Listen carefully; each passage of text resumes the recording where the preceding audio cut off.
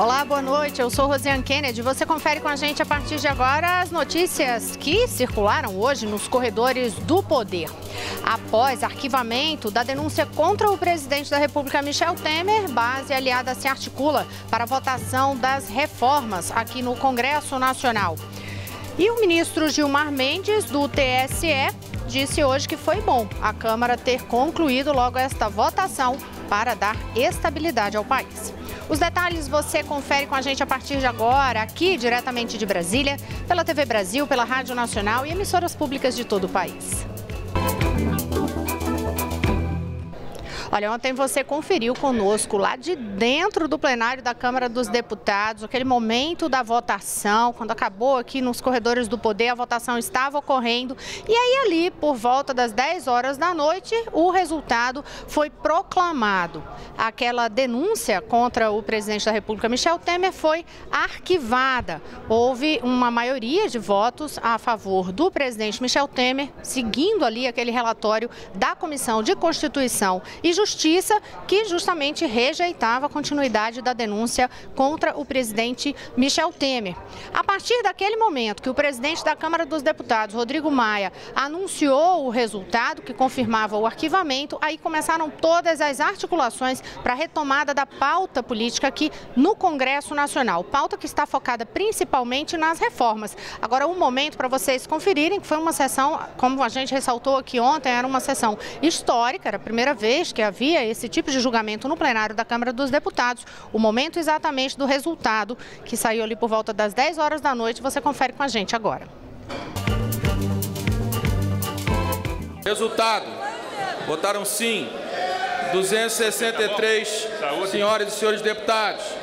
Votaram não 227 senhores e senhoras deputados, 2 abstenções, 492 presentes, 19 ausentes. A matéria vai ao arquivo e a decisão da Câmara de Deputados de não autorizar a instauração de processo contra o senhor presidente da República será comunicada ao Supremo Tribunal Federal no prazo regimental. Em relação a esse prazo regimental, o presidente da Câmara, Rodrigo Maia, tem até 2 sessões para assinar e aí sim assinar esse despacho e encaminhar para o Supremo Tribunal Federal. E essa documentação também é divulgada aqui no Diário Oficial da Câmara dos Deputados. Esse período aí, esse espaço é para que seja verificado todo o teor ali, uma revisão da redação final de tudo que ocorreu ontem no plenário da Câmara dos Deputados, para que não seja colocado ali nenhum erro em relação a todo o processo de votação, por isso que existe esse prazo aí de até 2 sessões, uma já foi contada hoje, e aí um prazo de até 2 sessões para que essa comunicação do arquivamento seja encaminhada ao Supremo Tribunal Federal. Mas como eu estava ressaltando no começo do programa, esse arquivamento ontem, ele abriu justamente todo um período de retomada das negociações para a votação das reformas aqui no Congresso Nacional. A gente lembra que o governo tem destacado muito a necessidade da votação da reforma da Previdência. Recentemente, o presidente Temer disse que também encaminharia aqui para o Congresso Nacional uma reforma tributária e a gente ainda tem ali a discussão sobre a reforma política. Mariana Jungmann está aqui ao meu lado, acompanhou ontem toda essa sessão, depois a repercussão ontem à noite ainda, né, Maria? Ainda hoje, os parlamentares repercutindo como é que eles se posicionaram em relação a essa retomada das negociações sobre as reformas. Boa noite. Boa noite, Rosiane. Isso mesmo. Desde ontem à noite, logo após o resultado, aliás, um pouquinho antes, né, do resultado oficial, porque já se sabia qual seria o resultado. E hoje também, os deputados da base aliada que passaram aqui ao longo do dia, o discurso era esse de retomada da agenda proposta pelo governo, da agenda de reformas, uma forma de virar a página desse assunto e aí retomar a agenda de votações. Isso endossando, Rosiane, o discurso que foi feito ontem pelo presidente Michel Temer, logo após o anúncio oficial do resultado. Vamos acompanhar um pouco desse discurso. Nós faremos muito mais ao colocar, como estamos fazendo, as nossas contas em ordem, de forma definitiva e equilibrada. E faremos também, posso hoje assegurar, com o apoio que a Câmara dos Deputados acabou nos dando, faremos todas as demais reformas estruturantes que o país necessita. deputado Darcísio Perondi esteve aqui hoje, também falou conosco da imprensa e listou algumas dessas pautas que vão ser prioridade a partir de agora aí para a base governista. Vamos acompanhar. Retoma a reforma da Previdência ou faz a reforma da Previdência, não fazendo o Brasil quebra, vem o juízo final, os aposentados não recebem. É fundamental. Vem a reforma tributária que precisa maioria simples, vem reformas microeconômicas que estão aqui dentro, que ninguém percebe. Mas para a oposição não tá, essa pauta aí não tá fácil assim não, viu? Os oposicionistas não querem nem ouvir falar em reforma da Previdência e dizem que o governo só vai ter força para tocar a partir de agora a reforma política, porque é uma pauta aí independente de partidos. Foi o que disse o deputado José Guimarães do PT. Vamos acompanhar. Mas a PEC da Previdência, ela está a uns 7 mil metros enterrada já, porque o governo não vai cometer essa insanidade. A única reforma que nós vamos concentrar a partir da próxima semana, foi o que nós combinamos com o presidente Maia, é a reforma política. Aí vamos discuti-la bem, é uma pauta, não é pauta de governo, é uma pauta do Legislativo, e nós vamos trabalhar para discuti-la e aprová-la agora na primeira quinzena de agosto.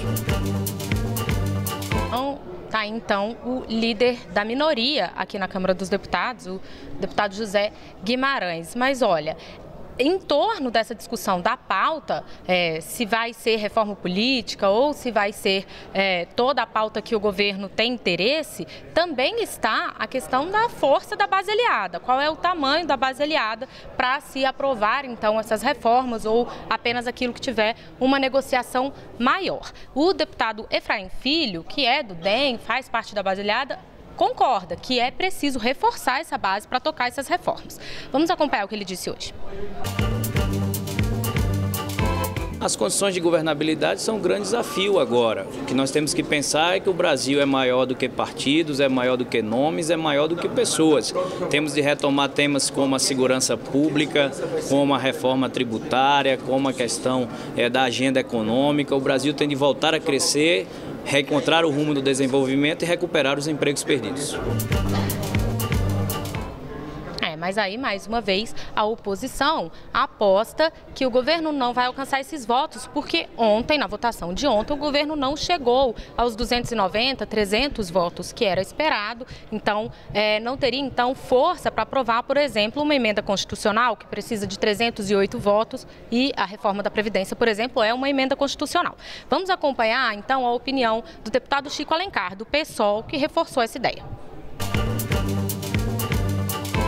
O governo não tem base sólida para propor emenda constitucional e mesmo lei ordinária, com uma margem pequena além da maioria da Câmara, vai ter que penar dependendo da matéria. Portanto, sobreviveu isso que ele queria, mas a areia movediça continua, não é terra firme, não. Tá, então, Rosiane, um pouco do clima que foi após a votação dessa denúncia, e aí a gente percebe que governistas querem tocar a agenda para frente, né? Querem fazer virar a página, e a oposição aposta que o governo não vai ter força para tocar essa agenda da forma como quer, né? Pois é, a gente vai explicar um pouquinho mais o que é essa polêmica sobre os números. Ontem o governo conseguiu 263 votos no plenário da Câmara dos Deputados. O próprio governo não precisava botar voto nenhum. A oposição, na verdade, é que se quisesse dar continuidade àquela denúncia e rejeitar o relatório, precisava conseguir 342 votos. Mas, como você conferiu aí nas declarações do anúncio oficial do resultado, ficou bem distante disso. O número de 263 já significa maioria absoluta. A gente lembra que na Câmara dos Deputados a maioria absoluta 257 deputados, mas o quórum qualificado de uma PEC proposta de emenda constitucional é de 308 parlamentares. Então, por isso que fica de 263 para 308, o governo tem base para isso? Bem, hoje o presidente da Câmara dos Deputados, Rodrigo Maia, falou sobre o assunto e sobre a a necessidade de reaglutinar a base para a tramitação dessas reformas. Quem tem os detalhes para a gente é Lucas Por Deus Leon, que já trocou de lugar rapidamente aqui com Mariana Jungmann. Boa noite, Lucas. Boa noite, Rosiane. Isso mesmo. O presidente da Câmara, Rodrigo Maia, estava num evento lá em São Paulo hoje e falou com a imprensa sobre, ele avaliou, as consequências da votação de ontem. Segundo Rodrigo Maia, a base aliada, na avaliação dele, está menor do que era em maio, mas está maior do que há 3 semanas atrás, quando se imaginava que a base poderia estar ainda um pouco mais reduzida. Rodrigo Maia disse que o objetivo agora da base aliada, e ele se incluiu como membro da base aliada, disse que o objetivo agora é recompor a base, principalmente em relação ao PSDB, que teve mais dissidentes na votação de ontem. Vamos ouvir o que falou o presidente da Câmara. Mas olhando para frente, o governo precisa recompor para voltar a ter uma base de 330, 340 deputados. Deputados que votaram pela abertura da denúncia não necessariamente votarão contra as reformas, alguns já me disseram isso. Então precisa ser construído isso. E acho que o ponto-chave nesse momento, já que a maioria dos partidos da base votou majoritariamente no governo, pelo menos os maiores, é você reorganizar com o PSDB. O PSDB é muito importante para a base do governo. E o PSDB foi o partido da base aliada que mais contrariou o Palácio do Planalto ontem, viu? Foram 21 votos a favor da denúncia, 22 contrários à denúncia, de um total de 47 parlamentares. Alguns aí ficaram ausentes da votação de ontem, Rosiane. Só que aí, em relação a isso, hoje o presidente interino da legenda do PSDB, o senador Tasso Gereissati, até ressaltou aí na mesma linha do que disse o Rodrigo Maia. Não necessariamente quem votou ontem pela denúncia significa que é contra as reformas. É justamente, no caso do PSDB, justamente contrário, porque ele ratificou hoje o apoio do partido às reformas do atual governo. Isso, Rosiane. Quando o PSDB fala das reformas, eles sempre falam apoiando a reforma da Previdência, tanto quanto apoiaram a reforma trabalhista, Então, portanto, a questão da denúncia contra o presidente Michel Temer foi um ponto específico no que diz ao PSDB. E aí o presidente do PSDB, o senador Tasso Gereissati, foi hoje inclusive indagado sobre a questão das vagas que o partido ocupa na esplanada dos ministérios. Ele voltou a lembrar que cargo de ministro é cargo de nomeação do presidente da República e, portanto, cabe ao presidente Temer decidir em relação à distribuição dessas vagas. Ainda sobre esta votação de ontem à noite, o presidente do Tribunal Superior Eleitoral, o ministro Gilmar Mendes, ele hoje foi indagado a respeito deste assunto, sem entrar no mérito sobre continuidade ou não da denúncia. Gilmar Mendes ressaltou que foi bom a Câmara dos Deputados ter concluído esta votação para acabar com o clima de instabilidade no país, e que, portanto, essa conclusão da votação era bom para o país. Vamos ouvir o que ele disse. Essas questões têm que ser definidas, porque isso gera instabilidade, Desde maio, como vocês sabem, nós estamos vivendo esse quadro de crise, E claro, voltaram-se todas as atenções para esse cenário, vamos chamar, jurídico, político, policial, Agora, acredito que vamos poder concentrar energia nesse tema, que é prioritário.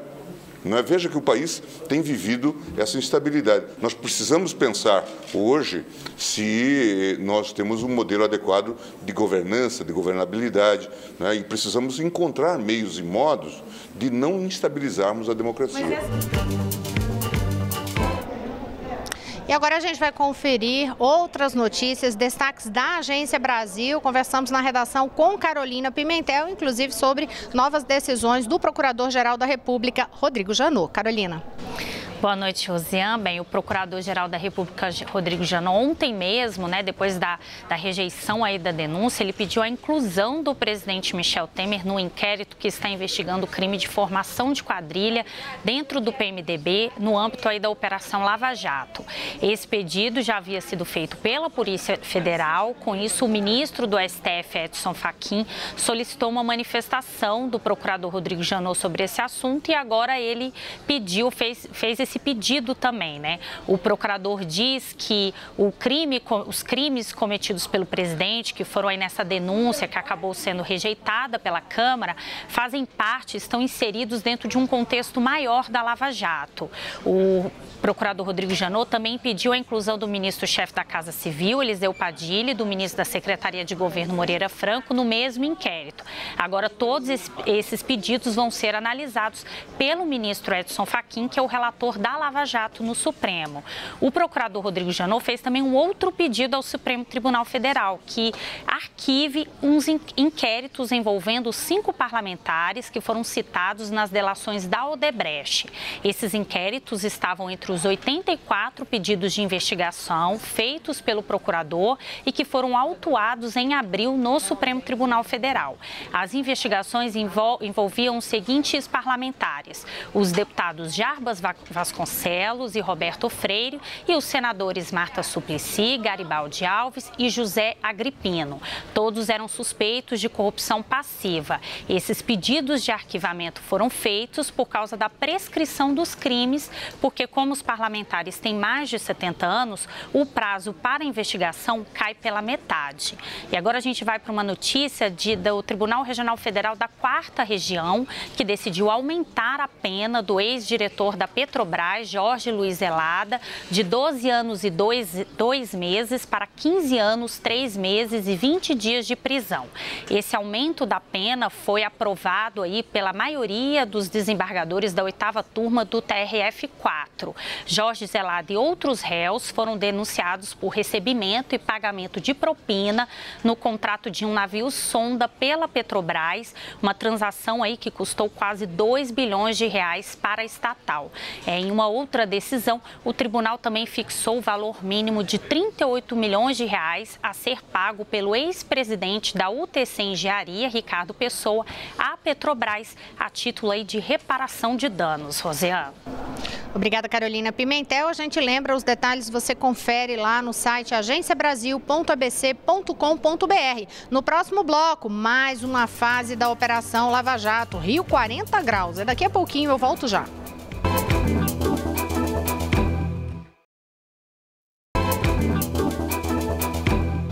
Olá, estamos de volta. Eu sou Rosiane Kennedy e você confere com a gente as notícias que circularam hoje nos corredores do poder. No primeiro bloco, você conferiu conosco que, após o arquivamento da denúncia contra o presidente da República, Michel Temer, a base se articula para retomar aqui na Câmara dos Deputados a votação das reformas, como a da Previdência e também a política e a tributária. Agora, neste bloco, a gente começa falando de Operação Lava Jato, uma nova fase, dessa vez aí focada principalmente com novidades no Rio de Janeiro, aí 40 graus, com certeza uma temperatura quente em relação ao noticiário de hoje, né? Maurício de Almeida, o que é que foi essa fase da Operação Lava Jato hoje? Boa noite. Boa noite, Rosiane. Pois é, em pleno inverno carioca, Rio 40 graus, uma operação que é um desdobramento da Operação Lava Jato aqui no Rio de Janeiro.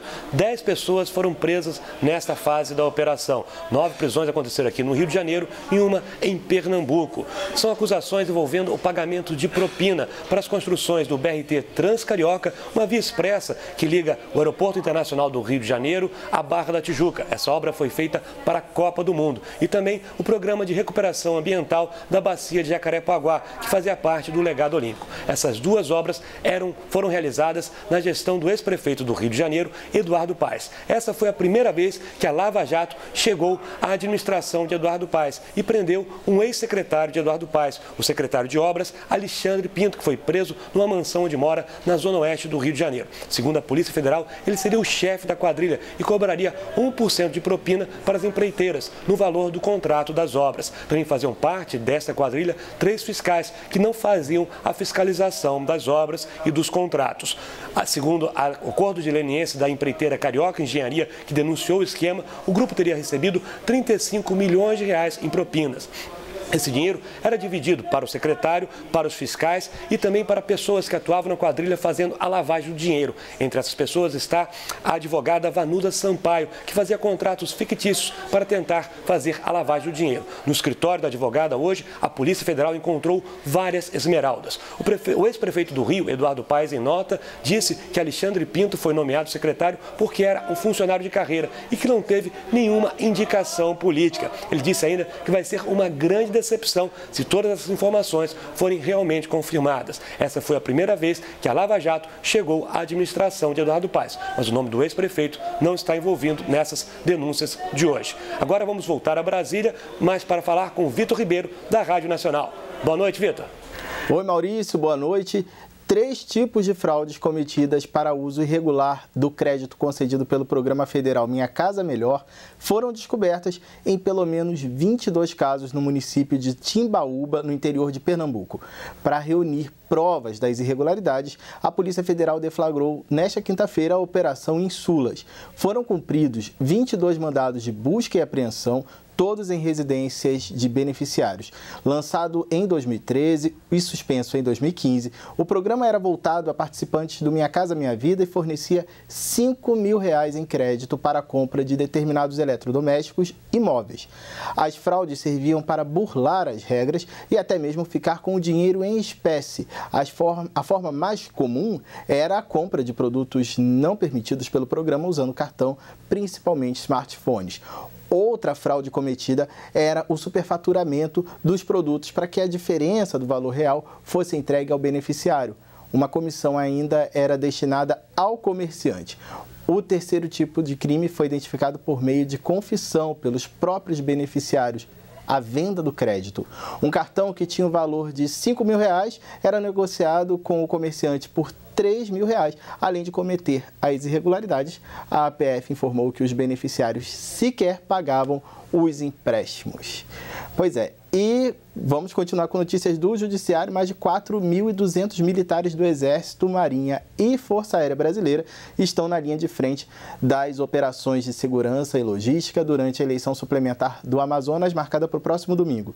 Segundo o presidente da Corte Eleitoral Amazonense, desembargador Iedo Simões, por causa da realidade geográfica do Estado, o auxílio das Forças Armadas nos pleitos é fundamental. O Exército vai usar 3 helicópteros para fazer o transporte das urnas até as localidades de mais difícil acesso. A Marinha vai trabalhar em conjunto com a Polícia Militar, prestando auxílio no município de Itacoatiara. Parte das tropas já está em deslocamento pelos rios Negro e Solimões. Os militares embarcam até sábado com destino a 20 municípios do interior.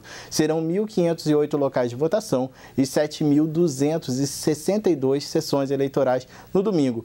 O pleito foi determinado pelo Tribunal Superior Eleitoral, que cassou em maio os mandatos do ex-governador José Melo, do PROS, e do vice Henrique Oliveira, do Solidariedade, por compra de votos nas eleições de 2014. Mesmo com tudo pronto, a eleição no Amazonas pode ser suspensa por uma ação cautelar protocolada no Supremo Tribunal Federal. A decisão será do ministro Ricardo Lewandowski e pode sair a qualquer momento. Rosiane, a gente volta com você. Obrigada, Vitor Ribeiro. Agora a gente vai ter notícias sobre aquela polêmica em torno do aumento do imposto sobre os combustíveis. Teve uma decisão do Supremo Tribunal Federal em relação a prazo para que o governo federal se manifeste sobre esse assunto. Mas quem conta pra gente é a Carolina Pimentel, na Agência Brasil. Bem, Rosiane, a ministra Rosa Weber, do Supremo Tribunal Federal, ela deu um prazo de 5 dias para que a Presidência da República explique aí o aumento de impostos sobre os combustíveis, aumento que foi anunciado pelo governo no último dia 20 de julho. Essa determinação da ministra foi feita dentro de uma ação que foi aberta pelo Partido dos Trabalhadores no Supremo. O partido questiona a validade do decreto que aumentou as alíquotas do PIS e da COFINS, incidentes aí sobre a gasolina, o diesel e o etanol, que resultou aí no aumento do preço dos combustíveis. O partido argumenta que, conforme determina a Constituição, o aumento de tributos só pode ser feito por meio de projeto de lei votado no Congresso e que, mesmo no caso de aprovação, precisa de pelo menos 90 dias após a sanção para poder entrar em vigor. Já a Advocacia Geral da União, que defende o governo, justifica que o decreto é legal, esse aumento pode ser feito por meio de decreto e defende ainda que esse reajuste é imprescindível para o equilíbrio das contas públicas. A AGU estima em 74 milhões de reais um prejuízo diário para os cofres públicos se esse reajuste não for cobrado. Agora a gente lembra que a ministra Carmen Lúcia, presidente do STF, ela já tinha negado no dia 26 de julho uma liminar que era favorável à suspensão do aumento e deixou agora para a ministra Rosa Weber, que é a relatora dessa ação protocolada pelo PT, a decisão aí depois do retorno do recesso do Judiciário. E agora a ministra Rosa Weber deu esse prazo aí de 5 dias para o governo explicar esse aumento sobre os combustíveis. Rosiane. Obrigada, Carolina Pimentel. E agora a gente volta a falar sobre a pauta aqui no Congresso Nacional. Vamos saber um pouquinho de informação do Senado. A gente tem falado muito da Câmara, né, Mariana Jungermann? Mas no Senado ontem teve votação importante e também teve decisão de prazo ali em relação àquela polêmica sobre aquelas senadoras que ocuparam a mesa ali do plenário do Senado Federal. Vamos retomar um pouquinho, Rosiane, essa polêmica aí das senadoras. Foi apresentada, então, uma representação, uma denúncia, na verdade, contra elas no Conselho de Ética. Pois bem, o presidente do Conselho de Ética, o senador João Alberto Souza, convocou para a próxima terça-feira a reunião que vai definir o relator desse caso. A denúncia é contra as senadoras Fátima Bezerra, Gleisi Hoffmann, Vanessa Graziotin, Regina Souza, Lídice da Mata e Ângela Portela, que ocuparam a mesa do Senado por cerca de 8 horas durante a votação da reforma trabalhista para tentar impedir que a votação ocorresse. Como é denúncia, elas estão sujeitas apenas menores de censura ou de advertência, mas se o Conselho de Ética entender que requer uma questão mais grave, pode encaminhar para a mesa do Senado um pedido para que vire uma representação e elas possam chegar à perda do mandato. Até para a gente lembrar, porque ali naquela situação era uma tentativa de impedir os trabalhos legislativos. A oposição não tinha voto suficiente e, como estratégia, ficou ocupando a mesa para impedir os trabalhos no plenário do Senado Federal. Amanhã você confere com a gente o balanço da semana, as notícias do dia. Até amanhã, eu volto. Boa noite a todos. Boa noite, Mariana. Boa noite, Rosiane. A gente te espera amanhã.